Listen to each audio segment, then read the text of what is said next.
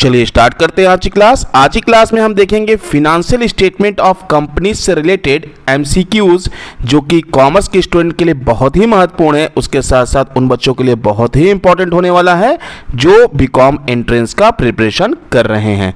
तो वीडियो को बिना स्किप किए अंत तक जरूर देखिए।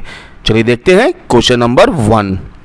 कंपनी की स्थिति विवरण को डैश दिया है में दिए गए प्रारूप के अनुसार तैयार करना आवश्यक है।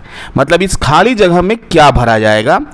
यहाँ ऑप्शन जो अवेलेबल है वो है शेड्यूल 3 पार्ट 2, बी है शेड्यूल 3 पार्ट 1, सी है शेड्यूल 3 पार्ट 3, डी है टेबल ए। तो इसका जो राइट आंसर है वो है option B schedule 3 part 1। Company की स्थिति विवरण को शेड्यूल 3 पार्ट 1 में दिए गए प्रारूप के अनुसार तैयार करना आवश्यक है। Question number 2। कंपनी अधिनियम के अनुसार कंपनी की स्थिति विवरण को प्रस्तुत किया जाता है।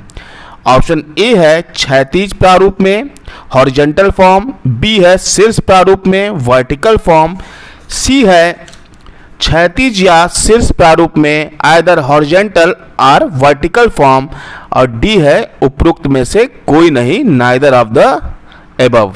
तो इसका जो राइट आंसर है वो है ऑप्शन बी वर्टिकल फॉर्म, शीर्ष प्रारूप में। मतलब कंपनी अधिनियम के अनुसार कंपनी की स्थिति विवरण को प्रस्तुत किया जाता है शीर्ष प्रारूप में, वर्टिकल फॉर्म में। Question number 3। कंपनी अधिनियम के अंतर्गत निम्नलिखित में से कौन सा तैयार करना अनिवार्य नहीं है। ऑप्शन ए है लाभ हानि विवरण statement of profit and loss, B है स्थिति विवरण बैलेंस शीट, सी है संचालकों एवं अंकेक्षकों की report reporter of directors and auditors, D है कोष प्रवाह विवरण फंड फ्लो स्टेटमेंट। तो इसका जो राइट आंसर है वो है fund flow statement, option D कोष प्रवाह विवरण। Question number 4। कंपनी की स्थिति विवरण में संपत्तियों के निर्धारित क्रम में संपत्तियां सबसे पहले रखनी चाहिए। ऑप्शन ए है नॉन करेंट असेट्स, बी है करेंट असेट्स, सी है इन्वेस्टमेंट्स, और डी है लोन एंड एडवांसेस। तो कम संपत्तियों के निर्धारित क्रम में सबसे पहले नॉन करेंट असेट्स को रखा जाता है। तो इसका जो राइट आंसर होगा वो होगा ऑप्शन ए गैर चालू संपत्तियां, non current assets. Question number 5। Company की स्थिति विवरण में खाली जगह दिया है को स्थायी संपत्ति शीर्षक के अंतर्गत दिखाया जाता है। ऑप्शन ए है ख्याति गुडविल, बी है एकस्व पेटेंट, सी है वाहन व्हीकल्स, डी है उपरोक्त सभी ऑल ऑफ द एबव। तो कंपनी की स्थिति विवरण में इन सभी को मतलब ख्याति को भी, एकस्व को भी, वाहन को भी स्थायी संपत्ति के शीर्षक के अंतर्गत दिखाया जाता है। मतलब कि गुडविल, एकस्व मतलब पेटेंट, व्हीकल, ये सारे फिक्स असेट्स होते हैं। तो इसका जो राइट आंसर होगा वो होगा ऑप्शन डी उपरोक्त सभी all of the above. Question number 6। Company के स्थिति विवरण में अद्यत याचना को शीर्षक के अंतर्गत दिखाया जाता है। मतलब किस शीर्षक के अंतर्गत दिखाया जाता है। Calls in arrear appear in a companies balance sheet under the head. Option A है संचय एवं अधिक रिजर्व एंड सरप्लस, बी है अंश पूंजी शेयर कैपिटल, सी है आकस्मिक दायित्व कॉन्टिजेंट लायबिलिटी, और डी है अल्पकालीन ऋण शॉर्ट टर्म बोरोइंग। तो जो कंपनी का स्थिति विवरण होता है उसमें कॉल्स इन एरियर को हम शेयर कैपिटल के अंडर में दिखाते हैं। तो इसका जो राइट आंसर होगा वो होगा ऑप्शन बी अंश पूंजी शेयर कैपिटल। Question number 7।